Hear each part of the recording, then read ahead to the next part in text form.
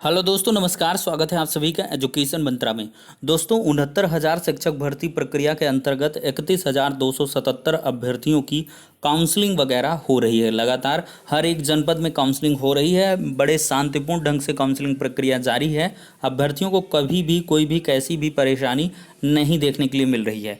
वहीं पर कोर्ट में अगर सुप्रीम कोर्ट की बात करें, वहाँ की चीज़ें बता ही दी गई हैं। कोर्ट ने इनकार किया है किसी भी प्रकार के रोक के लिए। और वहीं पर अगर बात करें तो लखनऊ हाई कोर्ट या इसके बाद इलाहाबाद हाई कोर्ट में अभी मामले ही लिस्टेड नहीं हुई हैं। तभी अब एक बड़ी खबर आई है एनसीबीसी से। जी हाँ, राष्ट्रीय पिछड़ा वर्ग आयोग की तरफ से एक महत्वपूर्ण चीज़ कही गई है, उसके बारे में चर्चा करेंगे। और 37,339 पोस्ट के अभ्यर्थियों को आखिरकार क्या कुछ करना होगा जिससे नियुक्ति प्रक्रिया उनकी भी गतिमान हो सके, इसके लिए भी डिस्कशन करेंगे। देखिए दोस्तों, सबसे बड़ी बात है, राष्ट्रीय पिछड़ा वर्ग आयोग ने 67,867 चयन सूची पर रोक लगाई थी।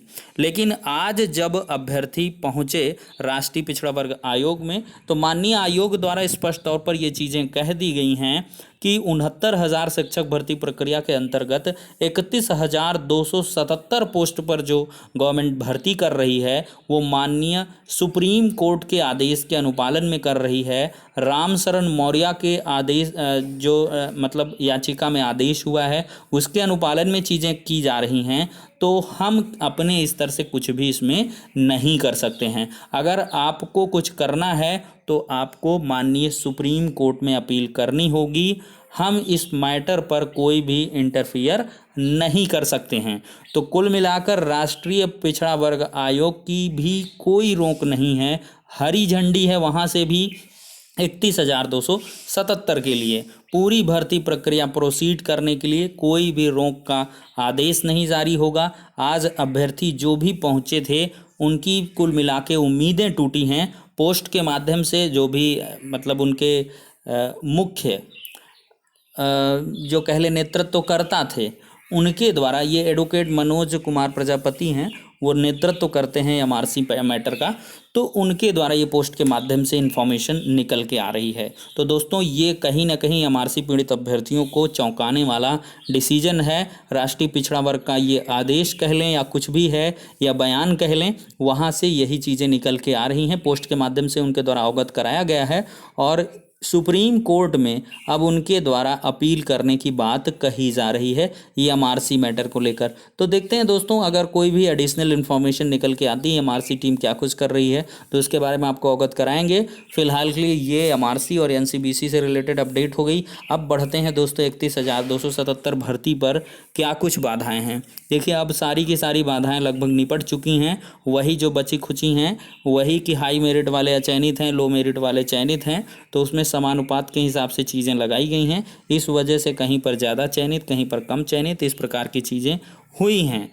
ऐसा गवर्नमेंट के ऑफिशियल्स के द्वारा भी कहा जा रहा है।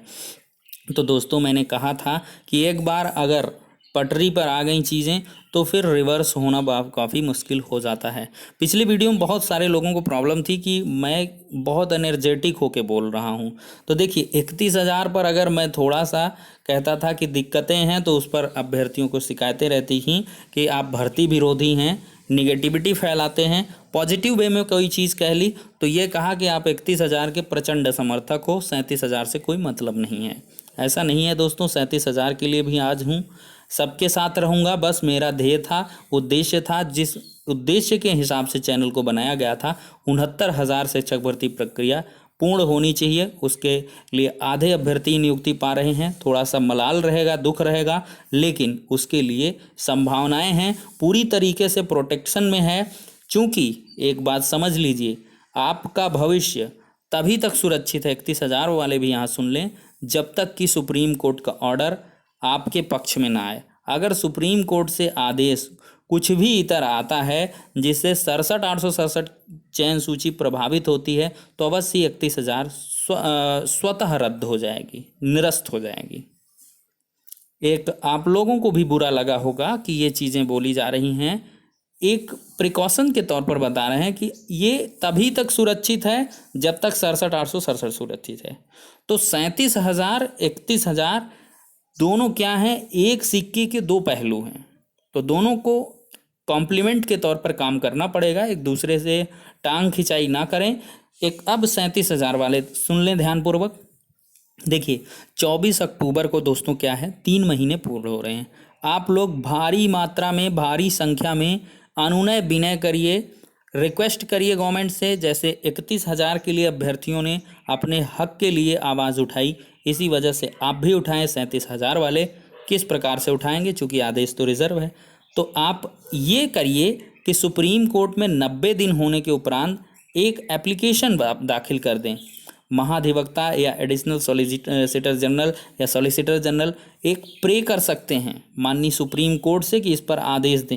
हालांकि आज ललित साहब के यहाँ मामला लिस्टेड था, लेकिन वहाँ पर ऑर्डर रिजर्व के रिलेशन में कोई चीज़ नहीं कही गई, यानी कि कब डिलीवर करेंगे इससे रिलेटेड। हालांकि कहा गया इस पर आदेश रिजर्व है और जज साहब की बेंच हमारे साथ नहीं है, जब तक वो रहेंगे नहीं तो हम बिना उनके विचार विमर्श के कोई आदेश पारित नहीं करेंगे। अब देखिए अजीब सा संयोग है, शांतनु सर की वापसी हुई है, कल की डेट में वो सुनवाई कर रहे हैं और इसके बाद आपकी कोर्ट भी बंद हो जानी है। तो एक दुर्भाग्य का विषय है, क्योंकि अब खुलेगी कोर्ट 26 अक्टूबर को। तब तक में 31,000 को सबको नियुक्ति पत्र मिल जाएगा, ज्वाइनिंग हो जाएगी। फिर इसके बाद 26 अक्टूबर को सुनवाई होगी। अब क्या है, 26 अक्टूबर के बाद से आपको प्रयास करने होंगे ऑर्डर के लिए। गवर्नमेंट से प्रेशर बनाइए और खुद भी एप्लीकेशन दाखिल करें। या रामशरण मौर्य वाले में अब देखिए बेंच कॉन्स्टिट्यूट होती है तो उस पर भी अर्जेंसी लगाएंगे अभ्यर्थी। कोर्ट ऑफ कंटेम्प्ट के रास्ते जा सकते हैं अभ्यर्थी, उससे भी कुछ चीज़ें निकल सकती हैं। तो देखिए हाथ पांव चलाइए चारों तरफ से, अगर कुछ निकल पाता है तो अच्छी बात है, नहीं निकल पाता तो अपने भाग्य की बात है। जब आदेश आएगा तो आपको नियुक्ति मिलेगी, 100% तय है, इसमें कोई भी कन्फ्यूज़न नहीं है। क्योंकि ये जियो के अकॉर्डिंग हो रहा है, 67,867 मूल चयन सूची से ही 31,000 सूची को बनाया गया है। एक बात ध्यान में रख लें, तो 31,000 है तो 37,000 है, 37,000 है तो 31,000 है। और ये दोनों तभी हैं जब 69,000 का ऑर्डर आपके पक्ष में है, यानी कि 60-65 के पक्ष में जब आएगा तभी तक ये प्रोटेक्टिव है 67,000, नहीं तो 67,000 भी रद्द हो जाएगी। मतलब काउंसलिंग जो भी है वो खत्म हो जाएगी, फिर से नए तरीके से जैसे सूची बननी होगी तब बनेगी उस आदेश के तहत। तो कुल मिला के यही दोस्तों निचोड़ है। कल की मतलब प्लानिंग ये है कि बहुत सारे अभ्यर्थी जा रहे हैं, अपना अपील वगैरह करेंगे कि 37,000 के लिए भी गवर्नमेंट आगे आए और जल्द से जल्द ऑर्डर के लिए प्रेयर वगैरह करें और एप्लीकेशन दाखिल करें। ये सारी की सारी दोस्तों चीज़ें हैं। तो फिलहाल सारी की सारी स्थितियां सामान्य होती हुई दिख रही हैं। जो भी अभ्यर्थी काउंसलिंग करवा चुके हैं वो लोग सकुशल अपने घर पहुंचें और इसके बाद 16 तारीख की तैयारी कर लें और उस दिन आपको नियुक्ति पत्र मिल जाना है। और इसके बाद 17 तारीख को में भी आपको BSA ऑफिस में ज्वाइन भी करवा लिया जाए। उस दिन से आपकी सैलरी वगैरह स्टार्ट हो जाएगी और आप लोग